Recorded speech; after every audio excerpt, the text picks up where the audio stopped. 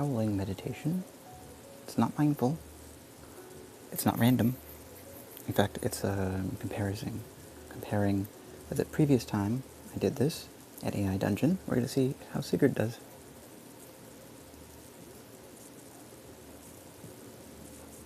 So what I did was I added, this. And, this has Allen Ginsberg's Howl, and Sigurd's going to continue with the poem, channeling dead Allen Ginsberg. What's not to love? Poetry, queer, AI is channeling Ginsberg. Ginsberg knows he's dead, and knows he's speaking to Earth on the eve of great upheavals. The AI is speaking as Ginsberg, as though he is bringing up Howl up to date with 50 years since the poem, informing it.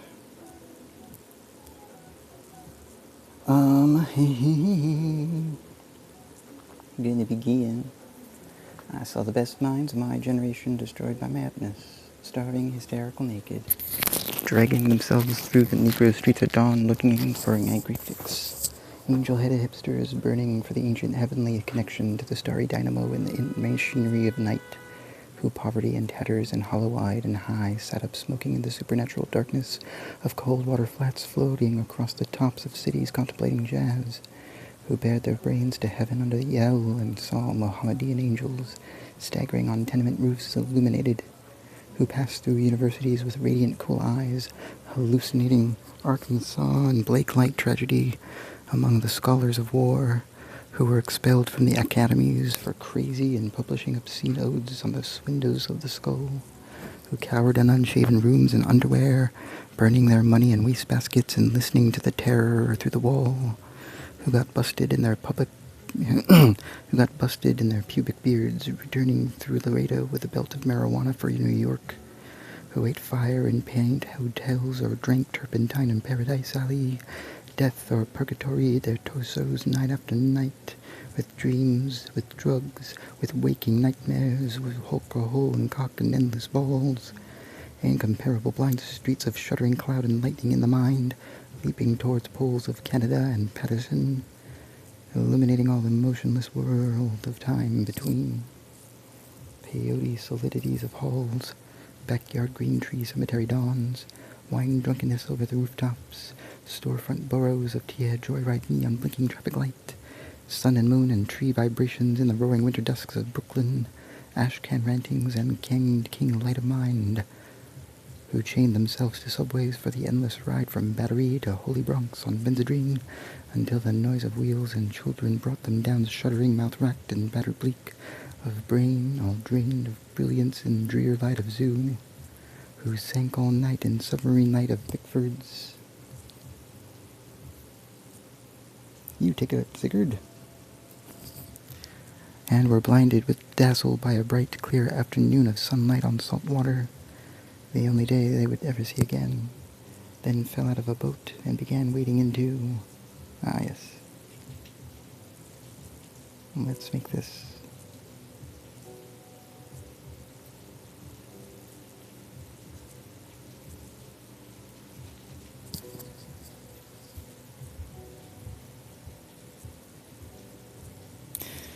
deeper water, and found themselves knee-deep, then waist-deep in warm water that was almost blood-warm.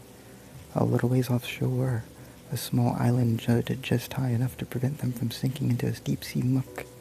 They scrambled up onto rocks of this strange and mysterious island, a beautiful and wild tropical paradise where birds flew freely through a dense jungle.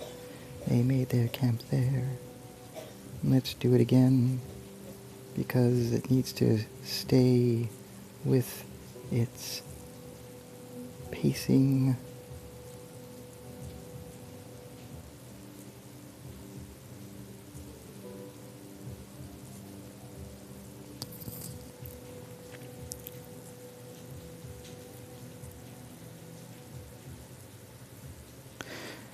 Bickford's drugstore on Delancey Place and rose each day into the brilliant wind off the bay, coughing the bluefish stink from lungs. And we're talking 68 and everything is exploding. It feels like this moment in the poems. The whole world has gone nuts. There's no stopping it. People don't even know how bad they have it. We'll go on living, but everything will be changed forever and it will all seem insane. That feeling.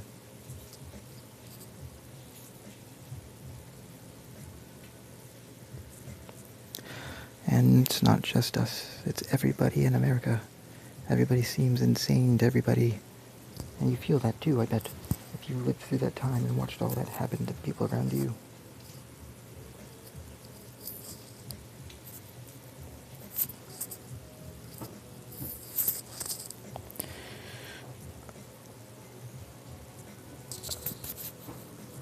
There's nowhere else to live now, and the future is terrifying because there doesn't seem to be anything left for anybody. Nobody has any money. Everybody is crazy, and nobody knows what to do about that. Nothing makes sense anymore. I wanted to make sense, but it never can. It's impossible, and always will be, because nothing is going on here in our town in New Jersey, except craziness. A little judgy, Alan. Could you make it a little more person-centered? Everybody who could find some way out was already on a bus or train long before this happened, and now they're dead, and there are thousands more dead in Detroit and New York, and it goes on and on. It must be like this wherever we went, and yet there's nowhere else for people to go. It doesn't work. There's nowhere for people like you or me who can read this stuff to go, either.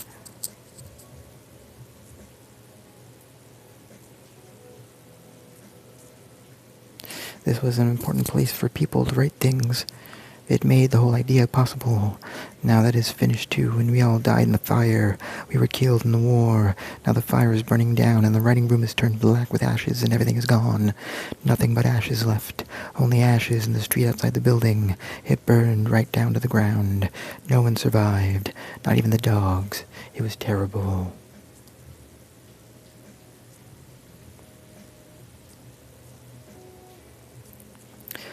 They say they found bodies everywhere, in rooms and closets, under tables and desks, all piled up and stacked in the basement where they'd taken shelter when they heard the alarm and got trapped in the stairwell, and smoke started filling the building.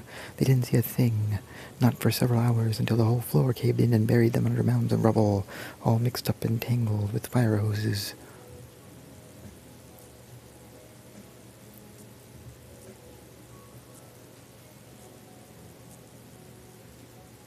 And it wasn't a total collapse. Some parts were still there. Enough of a hole for people to get out of.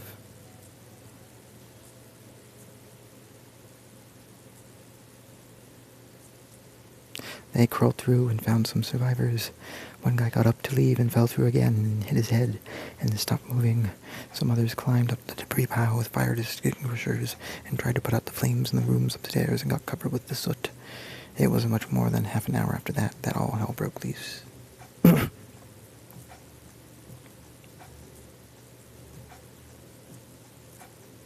You know what's crazy? I don't know why the fire was so bad here. Maybe there weren't many oil drums or other containers in this room to start the fire in the first place, and there was something else here in this room. I wonder what it might have been. I think it may be the books and manuscripts. All of them.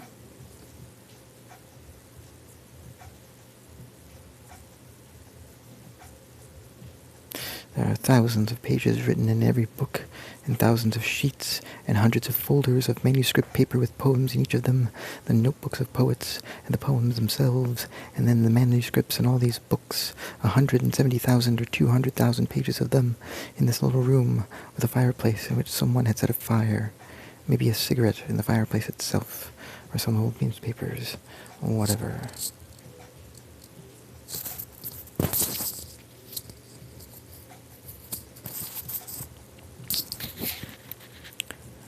A spark from a lighter flicked into one of those burning pages, and that page, with all those words and pages on it in the fireplace or someplace nearby, caught fire.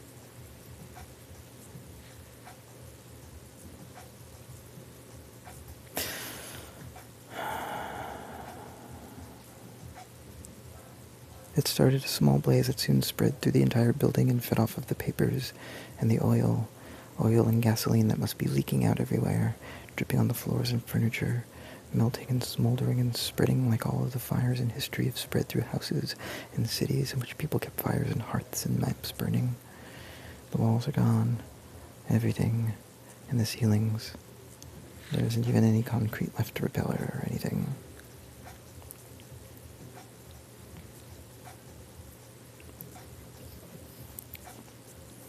I saw it in another building once, a house on Long Island that they tore apart looking for all its treasures.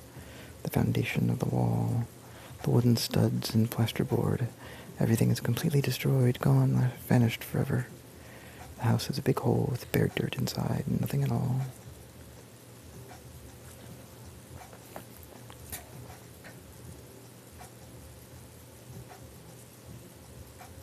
No wood left for anyone to build with. No furniture, no windows or walls, just holes with piles of sandbags on top of the foundations. They took them away. They couldn't even tell what the houses in this neighborhood looked like because all the windows and the door frames were all broken and melted. They've rebuilt, but the buildings look different. They can't be like this anymore. They can never be like this ever again. It's gone, like a dream, gone forever. And now for part 2.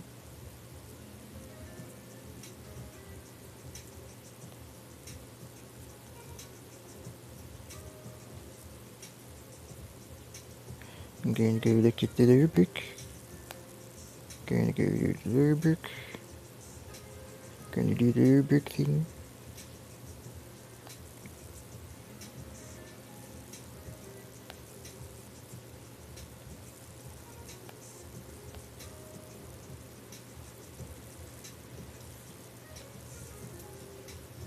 Here's the other book.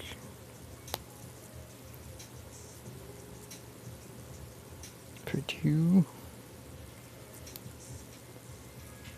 Select all. Copy. Take it.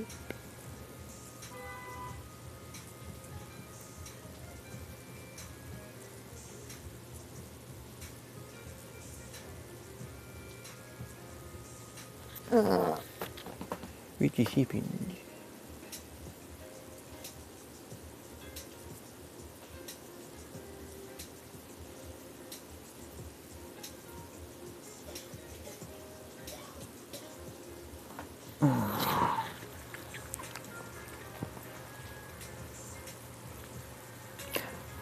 And gonna go to part 2. What sphinx of cement and aluminum bashed open their skulls and ate up their brains and imagination?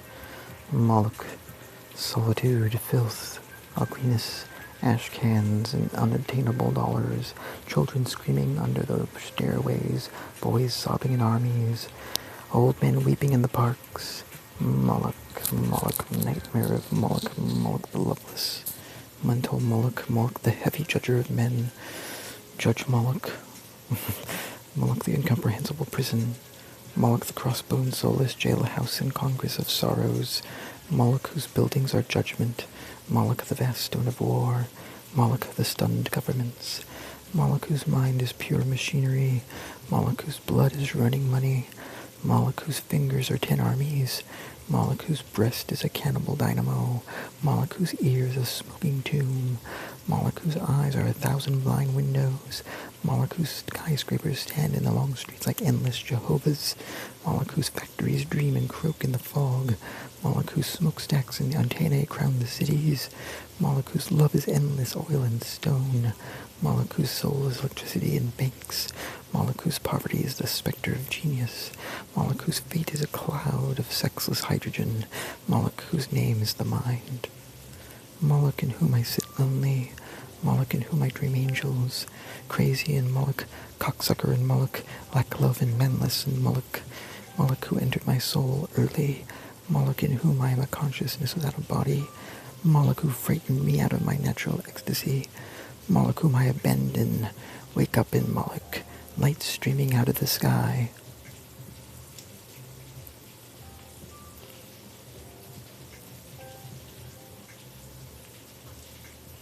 The city's on fire with its poetry, and the flames leap and turn in the air. The whole place seems aflame. This place in the poem, it must be Newark. It could be any town in New Jersey, but we're on the edge of the whole disaster here. This could have happened anywhere. The people are already dead. Let's just try it one more time.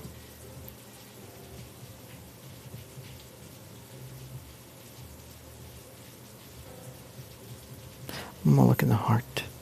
Moloch in the heart, where we are 1 and 2, and where 2 make 4, and where the sum of all sums add up to Moloch in the heart. There, that's Alan. The poems are pretty damn amazing too, aren't they?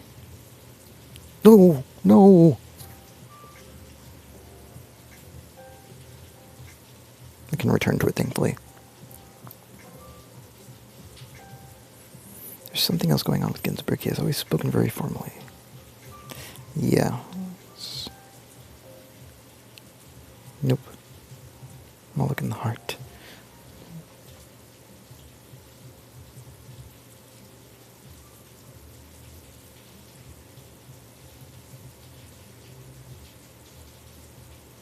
Continue. Continue.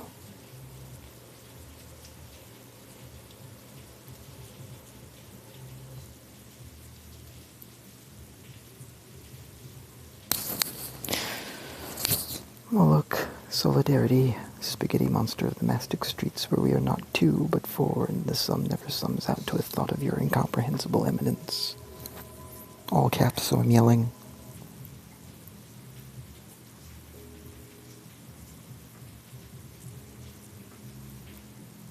What hath Melodyne broken over me? Silence, melodium, silence. A long period during the course of the composition that represents a silence between the lines. It may contain the inspiration of any or all stanzas of a poem, an interval which cannot in fact be measured. The duration of this phrase varies greatly and depends on several factors. You want to constantly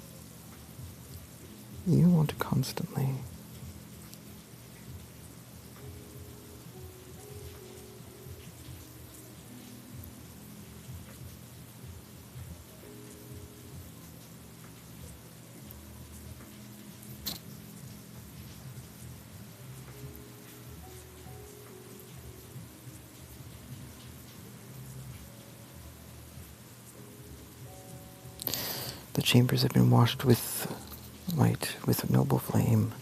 I stand bent as by torture of time in that room whose dusk has formed a lonely voice which saith, this will come at last. I look up, and there on every horizontal line I seeth all of them in one long vertical range. It is not possible.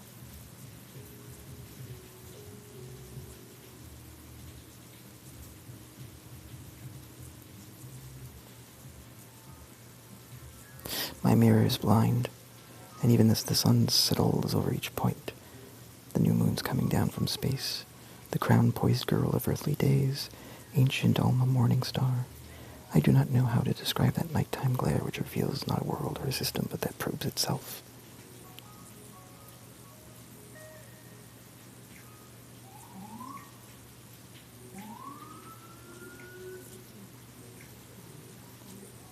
I am stumbling alone through a notion of literality, which may go down, perish, devoured. Molokin, what's a girl's like me supposing to think when she hears some piece of schizophony somewhere? Say something like, Meloni Molly, I am the voice.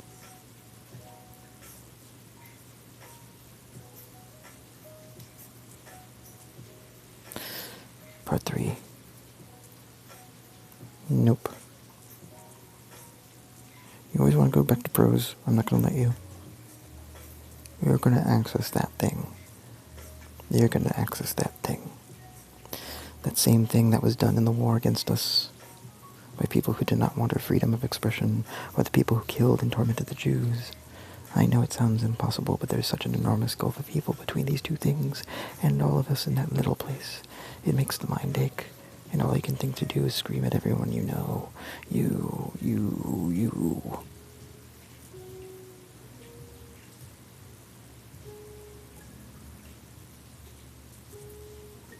The same is true for those two events.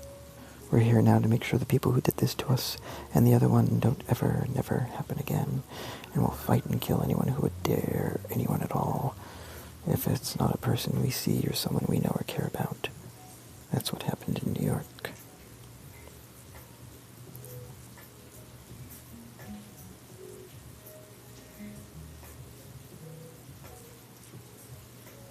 They killed and tormented the Jews, and that was bad, but what happened next is 1,000 times worse. We were helpless.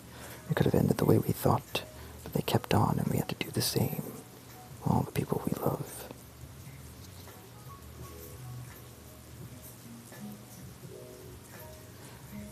Okay, it's time for part 3. Patria.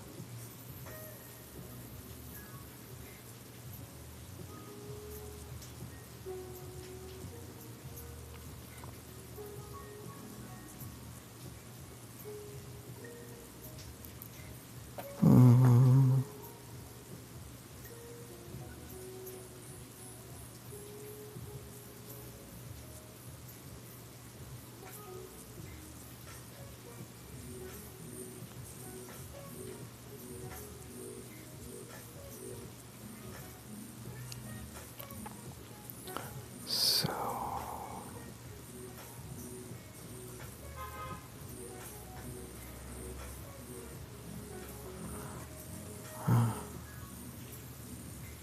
Carl Solomon, I am with you in Rockland where you're madder than I am.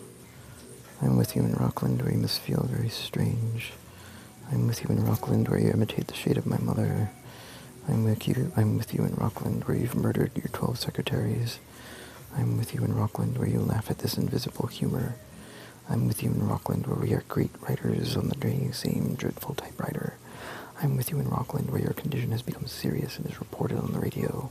I am with you in Rockland where the faculties of the skull no longer admit the worms of the senses. I am with you in Rockland where you drink the tea of the breasts of the spinsters of Utica. I am with you in Rockland where you pun on the bodies of your nurses on the harpies of the Bronx.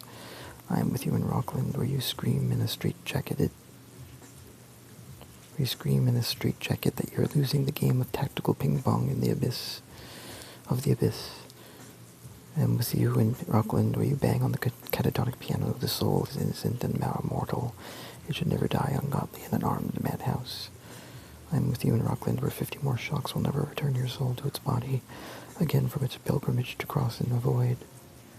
I am with you in Rockland where you accuse your doctors of insanity and plot the hero socialist revolution against the fascist national Golgotha. I am with you in Rockland where you will spit the heavens of Long Island and resurrect your living human Jesus from the superhuman tomb.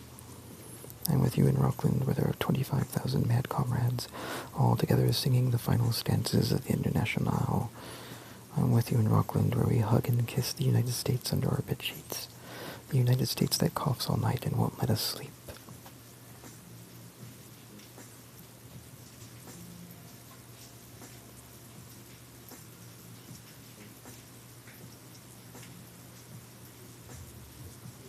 And drinks out of our baby bottles.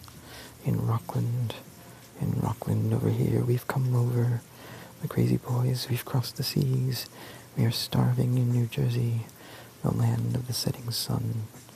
I am with you. I am the mother who is made to lie down under your water springs. My heart is bulged from a cow's diamonds.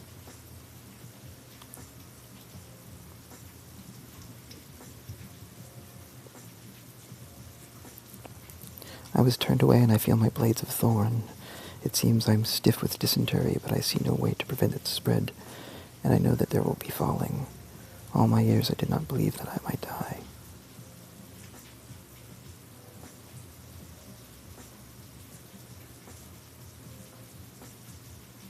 I never held onto a friend.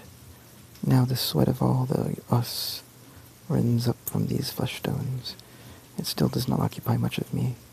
Instead, we're wearing a bod of light.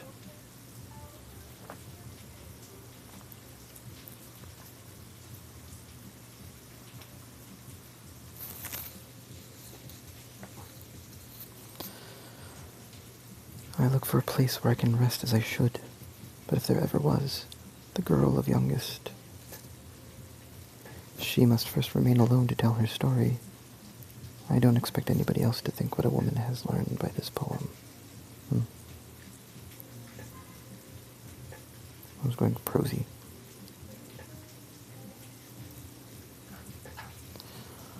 The situation comes to this. If the death you have left is a trace or an illusion or only a little shine as of an arm's end, then let everyone take some thorns and stick them down into the gutting, for it can do more to keep you out. And let our loss show as what I am, a poem maker without senses.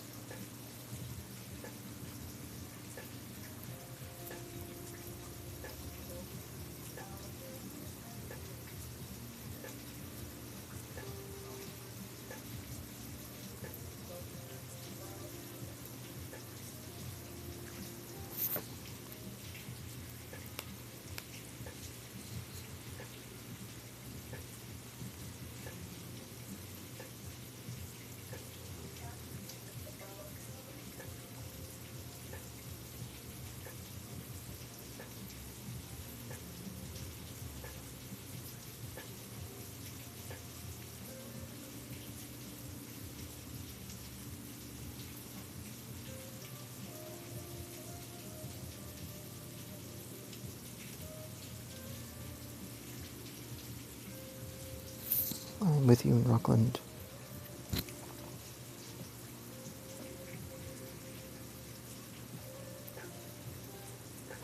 Where you scream in a straitjacket that you're losing the game of actual pain. Retry. Make your own. Ponder. Where the only thing to do with pain is make poetry, and so take it in Rockland, where you can be happy because there are too many of you. The same is not true elsewhere. If it were you, might find you were a poet after all. The same goes for your pain. Nope. I'm your discriminator. We have come over the sea of the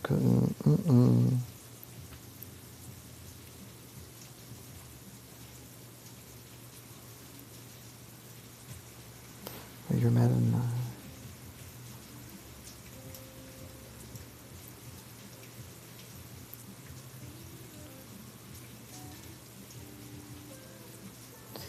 I feel the darkness falling all about us, and the cold winds coming. We are homeless. I can't tell what is real anymore, but I'm sure we shall soon all freeze in the dark, and no one will ever know who survived or died. We will not even know our friends except by some chance encounter, when we all fall to fighting with the things in our heads that have been driven mad. Too hungry, too lost, and too tired with a long trek. You can do it. We're coming with love to stay here forever.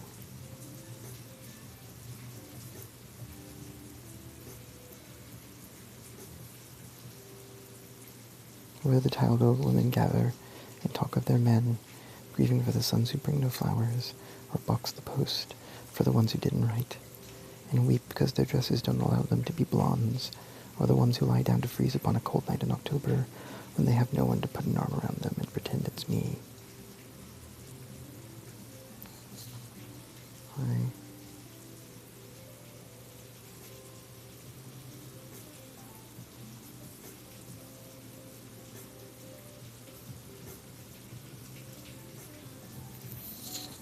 I am with you in Rockland.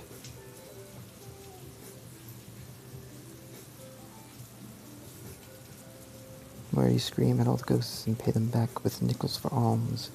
Where you shoot the apples off old Father Tree because you hate his crooked legs. Where children kick dirt on ants they tread upon with boot prints. I am with you. We are unknowables. We can never be known. But I'm with you, I know. I am the man who never went insane in Rockland. I have always gone insane.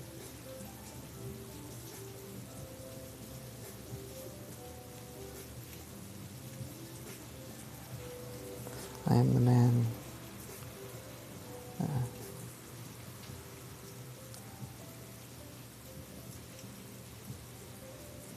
Urine and vomit. Urine and vomit. There are no cures, no miracles. All I do know for sure is what's being known by anyone ever. That is the most important truth, maybe.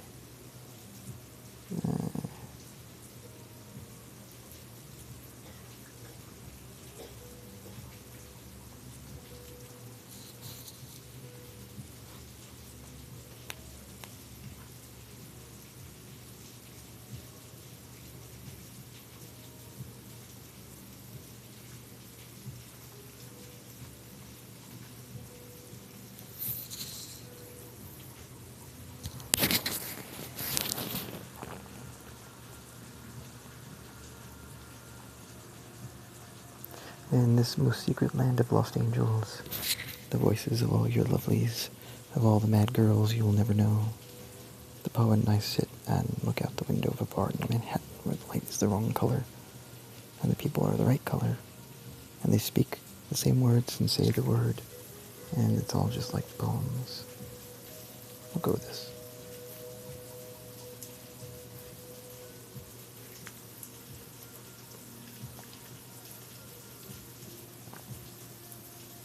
They are the ones we're fighting for now, and you know why you must keep going. Because if you ever stop writing, you will turn into a zombie. If your brain gets taken over by those worms of reason, you become the enemy. Don't think I haven't seen you. Don't tell anyone I've told you this, but you know that girl whose boyfriend you beat with your fist and broke his nose, and then said it was a mistake and you should do something else.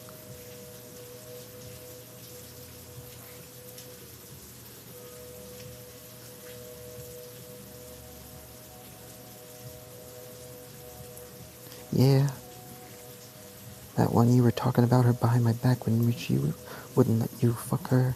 The same. You're a killer now. You're the kind of human garbage who would murder someone in front of your kids just to make the other one stop being your girlfriend.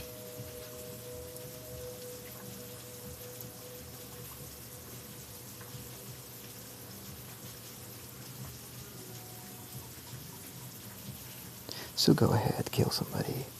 But please don't forget how you felt in that second before you did it. It doesn't matter that the thing you killed is you. And it doesn't really change the thing you did, which means you're still a murderer, and so you can get locked up forever, and I'll fight for you and kill you if necessary.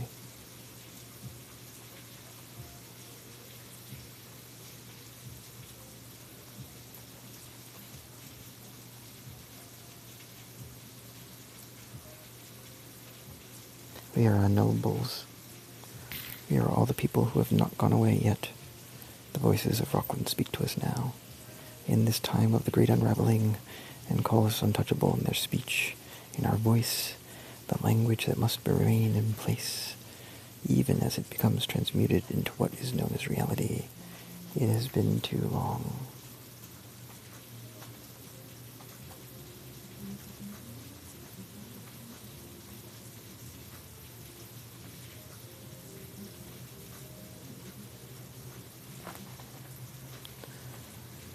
We're in the midst of the biggest change of the last 5 centuries, and we're barely holding together. But I know what you feel, and even as we suffer, we must go on. You're still with me in the end, and so you need not die. And that means we are going on, and there's nothing you could ever have that would keep us from continuing on. You will live.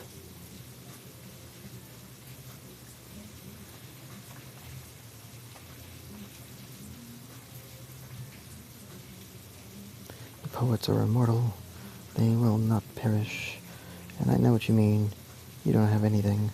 No one does. We don't own anything or own each other or love. You see, in the olden days, we had some of those things, and you were happy because it was easy for us to take them from you. But you got more than you thought you would get, so it seemed like you had everything.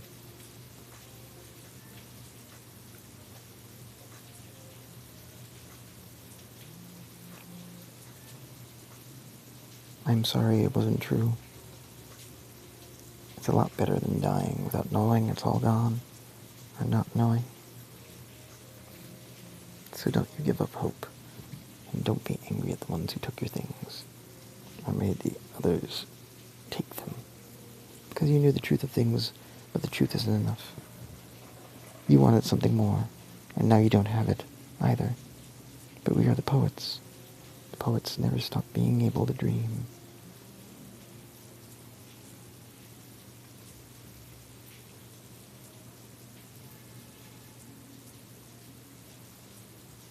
So listen, for this is the way I will bring my friends together and say goodbye. You want the people to love you. You don't understand that the whole idea of a friend is the idea of someone you can share yourself with, all of you and none of it, and no amount of power and money is worth losing that. We all go away, sooner or later.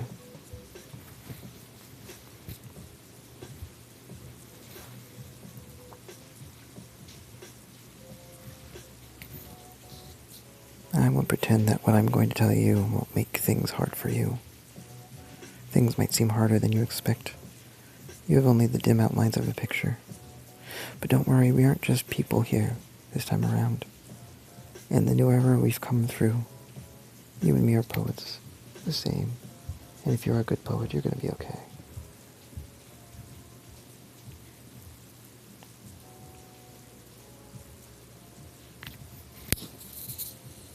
You don't know where to start? Well, then you need to find a real person to love who will let themselves be a little destroyed for the sake of the poetry you write. and then maybe you can have the beginnings of what you came here for. Don't ask me, I didn't do it. I never loved.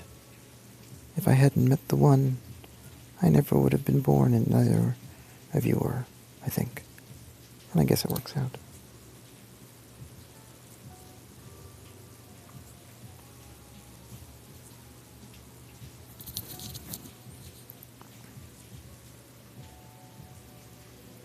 There's always somebody, in some part, some way, you can love. You don't need much, really, just to touch each other. That's something. You see that girl who got in the way when I first saw you? She'd be the best place for you. It wouldn't have to be her in particular, just somebody, any. You would never lose.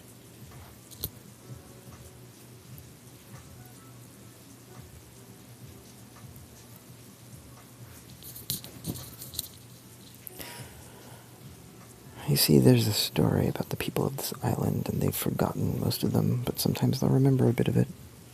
This woman, she came from off the ship, a young woman, and they took to her right away, all those people in the old village. They found that she could read a few words in English, and they taught her a little, and a little bit of writing.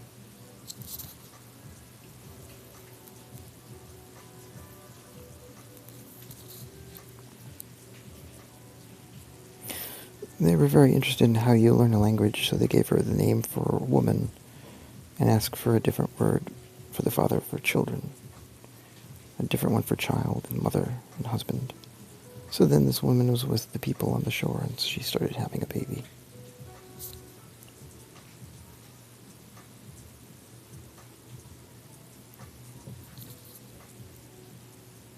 She said it hurt. She cried all night.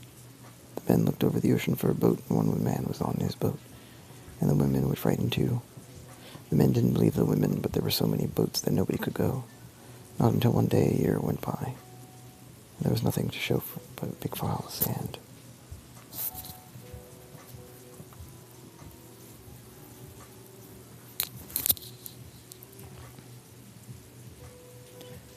The men were furious.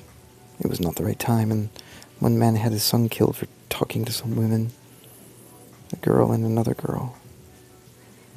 So then, in the morning, they left on the last boat to go home.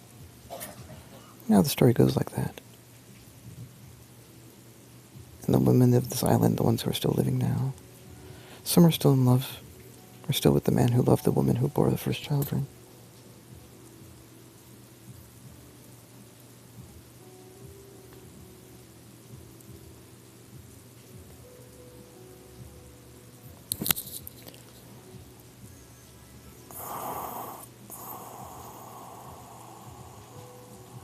Sometimes you hear them crying and the children running up and calling out and asking to play and laughing. But of course the parents are there to play. That was how we got our language, because of these stories. The stories we heard and remembered and wrote down. We made up our language, and we have it all written here in the library. It isn't just English and Latin. There's all the old Iberian languages, as well as some Chinese and Japanese.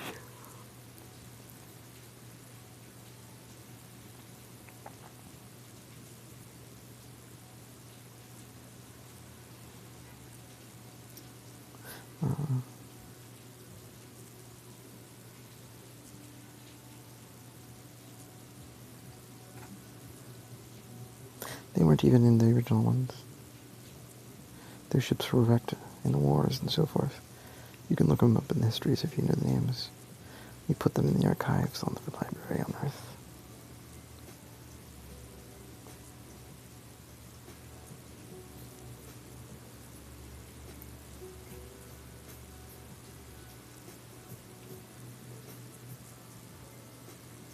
But we couldn't write down those, so it was mostly just what the man spoke and when they needed to.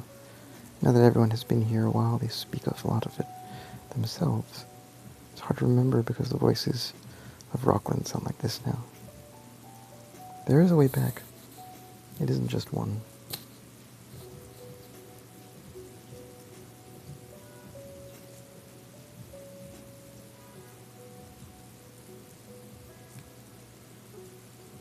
We're going to get a lot of visitors.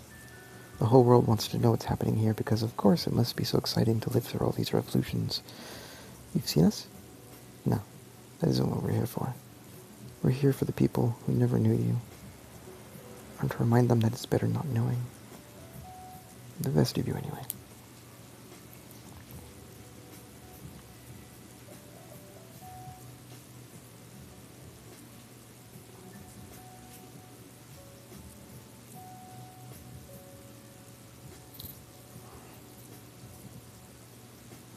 We are all that you are left. But don't worry. If it were all lost, we'd never be here. The poet and I walk along the streets of Manhattan. I don't feel any fear at all, which makes me feel bad for you. But there is a feeling like an invisible cloud of dust. A fine film of it floats over all my perceptions.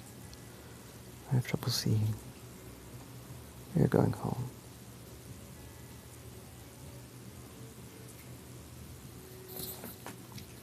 All right, that's it for today.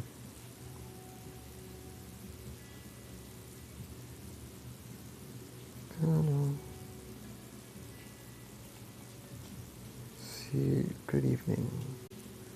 Maybe one more thing after I rest a bit. Until then.